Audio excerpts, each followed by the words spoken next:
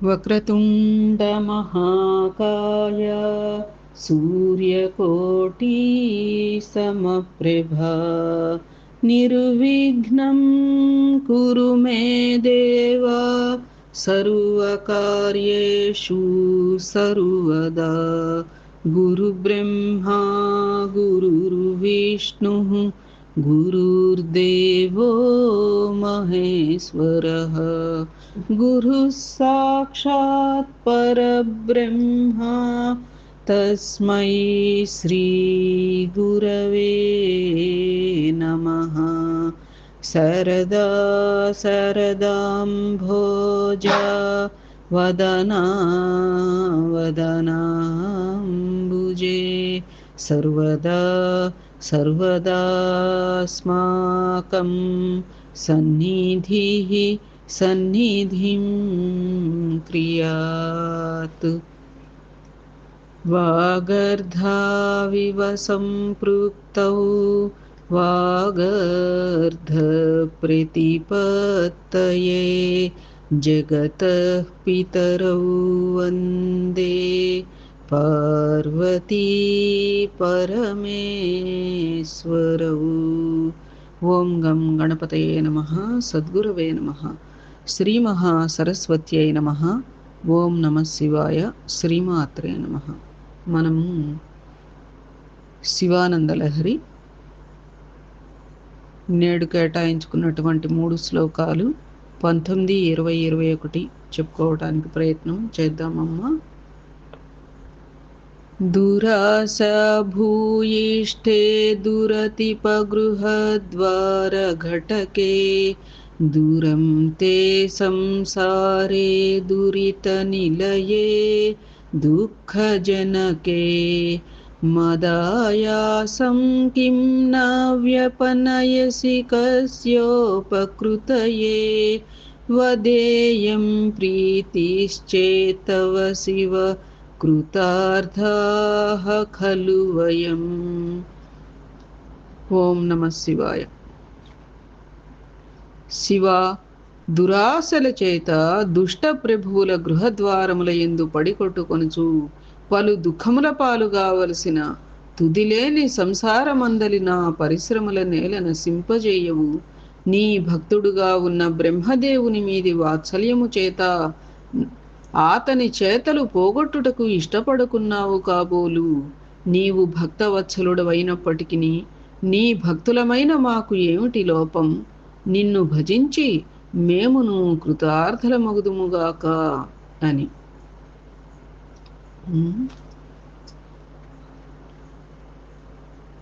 అంటే పంచభూతాత్మకమైనటువంటి ప్రపంచంలో పంచభూతాత్మకమైనటువంటి శరీరంతో పుట్టినటువంటి పంచ జ్ఞానేంద్రియ కార్యాలు కూడా ప్రతి వ్యక్తికి ఉంటాయి. అట్లాగే బరువు బాధ్యతలు, ఎన్నెన్నో బరువు బాధ్యతలు ఉంటూ ఉంటాయి కదా. వాట్ల పేరుతో సంసార బాధ్యతలు కూడా అనేకానేకం ఉంటాయి. అయితే వాటి నిర్వహణలో ఒక్కొక్కప్పుడు మరి చేయకూడని పనులు కూడా తెలిసి చేయవలసి వస్తూ ఉంటుంది. మనకు అక్కడ సద్గురువు చెప్పినట్టుగా మనుగడ కోసం మాటా మంచి మలినం చేయక తప్పదు అన్నట్లుగా. అయితే అట్లా చేస్తూ ఉన్నప్పుడు కూడా కొన్ని కర్మఫలాలు మనకి తెలియకుండా మనకి చుట్టుకుంటూ ఉంటాయి. మళ్ళీ అవి అనుభవించడానికి వచ్చేటప్పటికి ఇవి ఎప్పుడో ఏ జన్మలోనో గత జన్మ పాపాలు అని చెప్పి చెప్పుకుంటూ ఉంటాం. అయితే ఇంతటి శ్రమతో, ఇంతటి కాలుష్య వాతావరణంతో నిండి ఉండేటువంటి ఈ సంసార లంపటత్వం నుంచి కాస్త దూరం చేసి నన్ను ముక్తిని ప్రసాదించు అని ఆది శంకరాచార్యుల వారు అడుగుతున్నారు. అయితే వారు అడుగుతున్నారు అంటే వారి కోసమా? మానవాళిని ఉద్ధరించడమే అవతార పురుషుల లక్ష్యం కాబట్టి మనందరి కోసమే అని మనం తీసుకోవాలి. అయితే ఇట్లా అనుభవించాల్సినటువంటి గతిని మా నుదిటి మీద బ్రహ్మదేవుడు వ్రాశారు కదా. కానీ ఆ బ్రహ్మదేవుడేమో నీకు పరమ భక్తుడైపోయాడు. అందువల్ల ఆ భక్తునిపై వాత్సల్యంతో ఆయన వ్రాతల్ని చేతల్ని పోగొట్టడం ఇష్టం లేక మా బాధల్ని కూడా చూస్తూ ఊరుకున్నావా నువ్వు? అంతేనా? అయితే నీవు అంతటి భక్తవత్సలుడివి అయినప్పుడు మరి మేము కూడా నిన్ను భజించి నీ వాత్సల్యాన్ని పొంది ఈ సంసార లంపటత్వం నుండి విముక్తులమవుతాము. భక్తవత్సలుడవైనటువంటి నువ్వుండగా ఇంక మాకేమిటి భయం అని. అంటే భగవంతుడికి పరోక్షంగా ముందర కాళ్ళకి బంధం వేసినట్లుగా అన్నమాట అది. అట్లాంటి భావనగా ఈ శ్లోకం తీసుకోవాలి అని చెప్పి.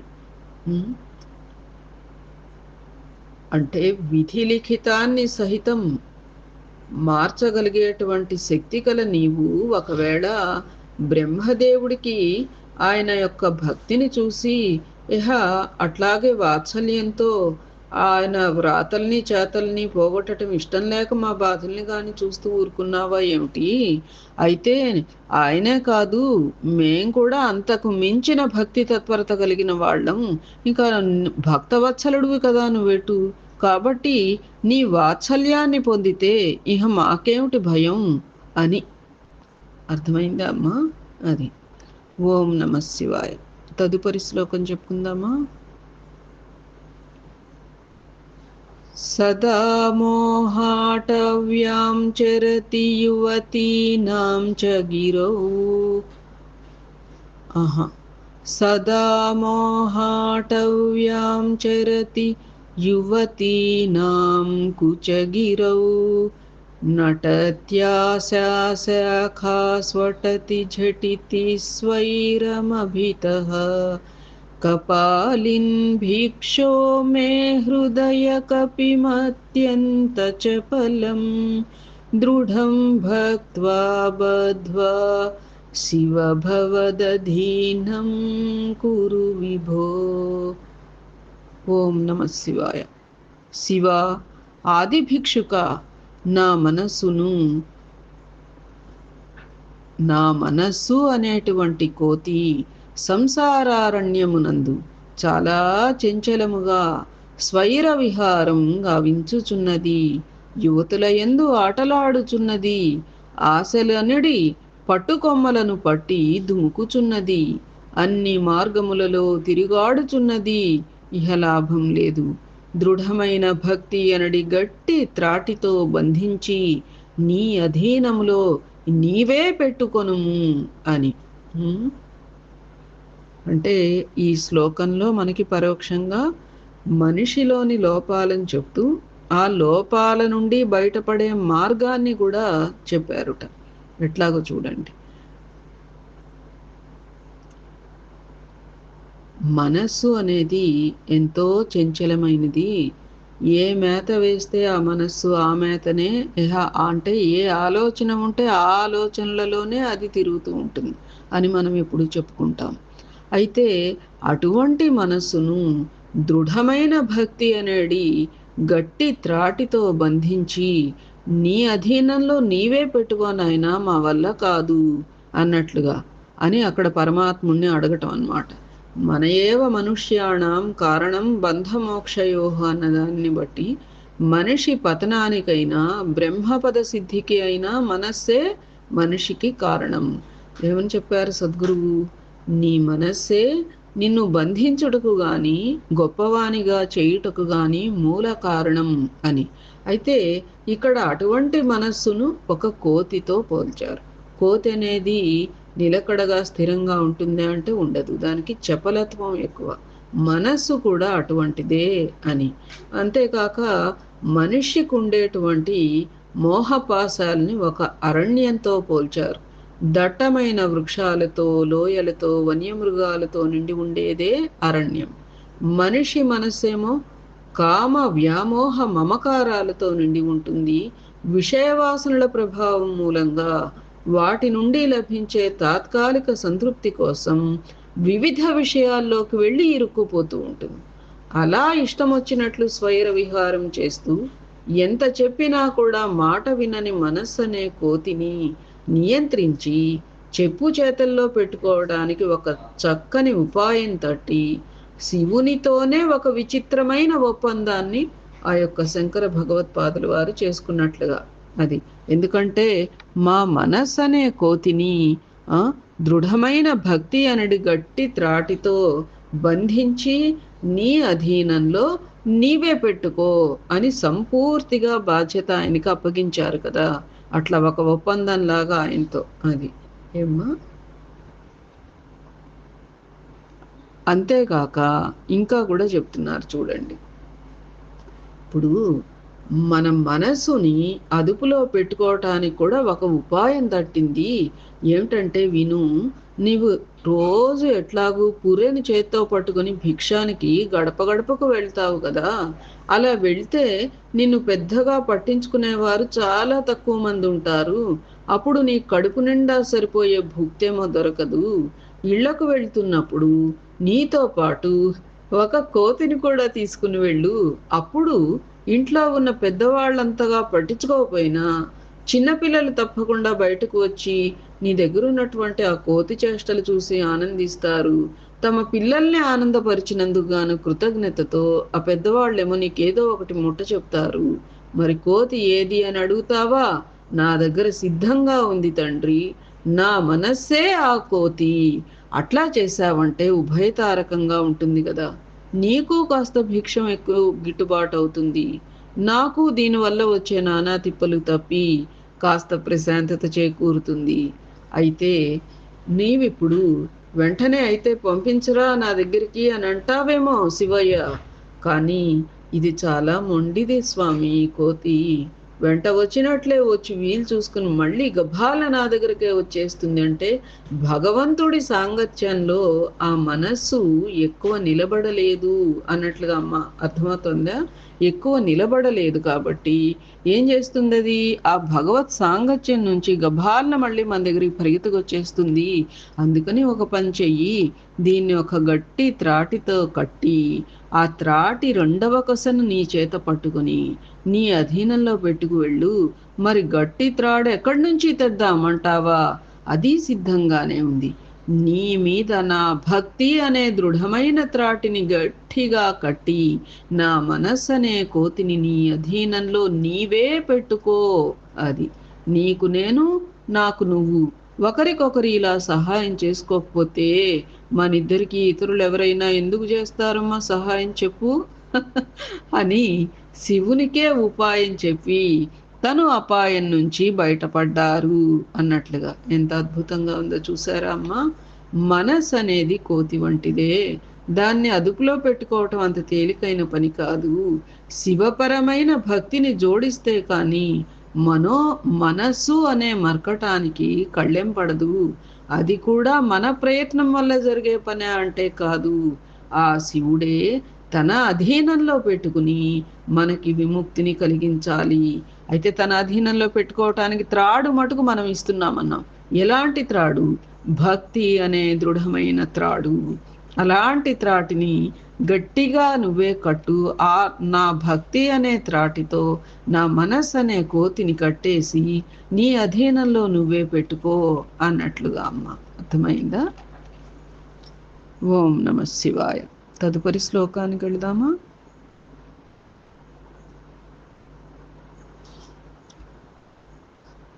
ధృతిస్తంభాధారం దృఢగుణనిబద్ధాం సగమనాం విచిత్రాం పద్మాఢ్యాం ప్రతిదివస సన్మార్గఘటితాం స్మరారే మచ్చేతః స్ఫుటపటకుటీం ప్రాప్య విశదాం జయస్వామిన్ సేత్యా సహ శివగణైః సేవిత విభో. ఓం నమ శివాయ.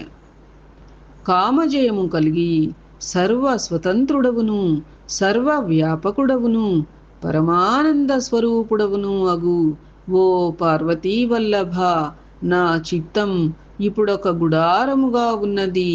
నా మనఃకుటీరం విషయ నిత్యత్వావధారణమనడి నిట్రాటిపైన నిలిచి ఉన్నది. గుడారం త్రాళ్లతో గట్టబడి నిలువబడునట్లు చిత్తము త్రిగుణముల వలన జనించిన దేహాదులతో నిలుపబడి ఉన్నది. గుడారం ఎక్కడకు కావలసిన అక్కడకు కొనిపోబడినట్లు ఈ చిత్తం అచ్చటచ్చటకు కొనిపోబడును. గుడారములు పలు రంగులతో పద్మముల వంటి చిత్రములతో ఉండునట్లు నా చిత్తం బహు విధములగు చిత్ర విచిత్రములగు జన్మాంతర వాసనలతో కూడి సంపదను కోరుచున్నది. మరియు బ్రహ్మ విచారమునందు కూర్చబడి ఉన్నది.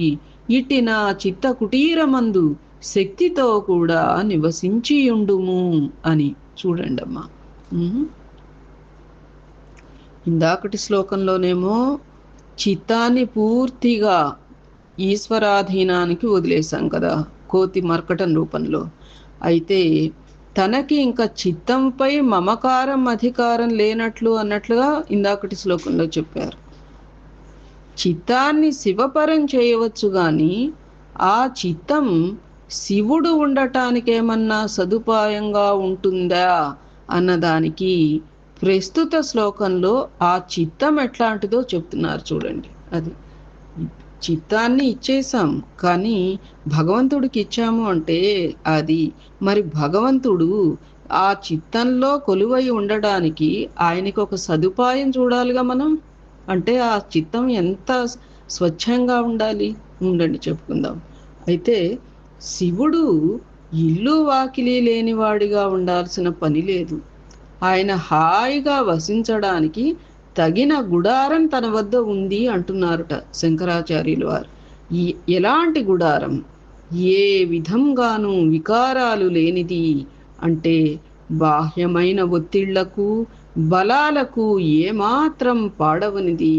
అది స్థిరత్వాన్ని దృఢత్వాన్ని కలిగి ఉండే విధంగా త్రిగుణాలనే గట్టి త్రాళ్లతో చెక్కు చెదరని ధైర్యమనే నిట్రాతిని ఆధార స్తంభంగా కలిగి ఉన్నదిట.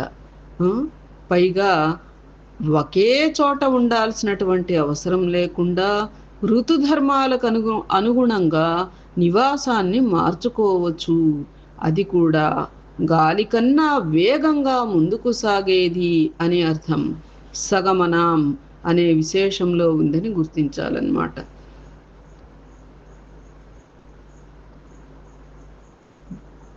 ఆ గుడారం ఎలాంటి వికారాలు లేనిది, ఎలాంటి ఒత్తిళ్లకు బలాలకు, అంటే ఏమాత్రం కూడా మనోవికారాలకి కానీ ఒక రకంగా ఏమంటారు అంటే ఆశపాశాలు అటువంటివి అన్నమాట. ఒత్తిళ్లకు బలాలకు అంటే మోహాపాశాలకు లొంగనిది అన్నట్లుగా, పాడవనిది, స్థిరత్వాన్ని దృఢత్వాన్ని కలిగి ఉండి త్రిగుణాలు సత్వరజస్తమో గుణాలనే త్రాళ్లతో చెక్కు చెదరని ధైర్యం అనే నిట్రాతిని ఆధార స్తంభంగా కలిగి ఉన్నది అని. పైగా గుడారం ఒకే చోట ఉండవలసినటువంటి అవసరం కూడా లేదు. ఋతుధర్మ ఇక్కడ ఇది బాగుంది అంటే ఇక్కడ వేసుకుంటారు గుడారం. మళ్ళీ ఇక్కడ కాదు, వాతావరణ పరిస్థితులు అనుకూలించట్లా అంటే ఇంకో చోటుకు వెళ్ళిపోతాం. అయితే అది కూడా గాలి కన్నా వేగంగా, అంటే మనోవేగంతో సాగేది అన్నట్లుగా. అయితే ఈ మనస్ అనే కుటీరాన్ని గుడ్డతో చేసిన డేరాయే కదా అని చెప్పి తేలిక భావంతో తీసిపారేయడానికి వీల్లేదుట. ఎందుకని అంటే మరి ఆ డేరా ఎట్లాంటిది? రకరకాల భావాలనే రంగులతో, చిత్ర విచిత్రమైన పూర్వజన్మ సంస్కారాలనే వాసనలతో ఉందిట. ఆ డేరా ఏం సామాన్యంగా ఉందా? చక్కగా రంగు హంగులతో చక్కగా అందంగా ఉన్నది. ఎలాంటి హంగులతో ఉంది? పూర్వజన్మ సంస్కారాలనే వాసనలు, అలాంటి హంగులతో ఉందిట. ఆ కుటీరంలో అనాహత పద్మాల్లాంటివి కూడా ఉన్నాయిట. ఆ పద్మాల్లో లక్ష్మీదేవి వహిస్తూ సంపదలతో విరాజిల్లుతూ ఉంటుందని విచిత్రం పద్మాఢ్య అనే విశేషణ అందుకనే అన్నమా.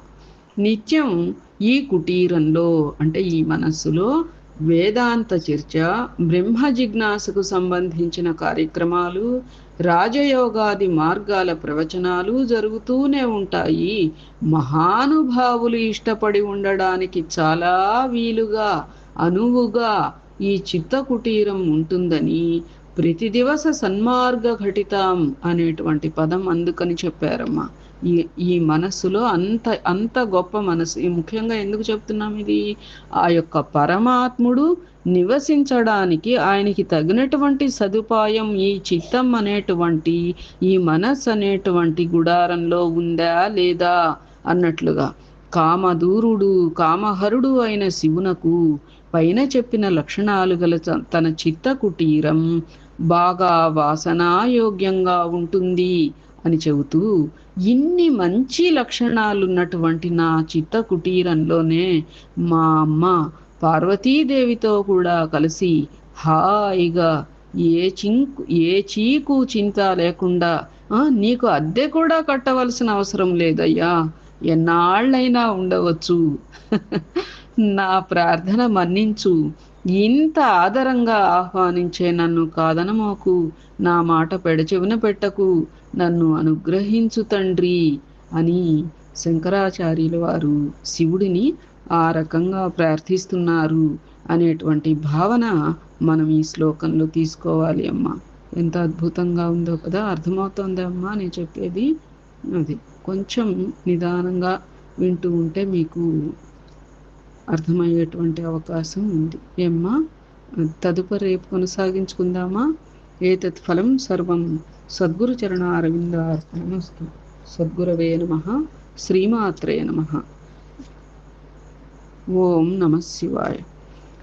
అరుణాచల శివ అరుణాచల శివ అరుణాచల శివ అరుణ శివ అరుణాచల శివ అరుణాచల శివ అరుణాచల శివ అరుణాచల. శుభం భవతు.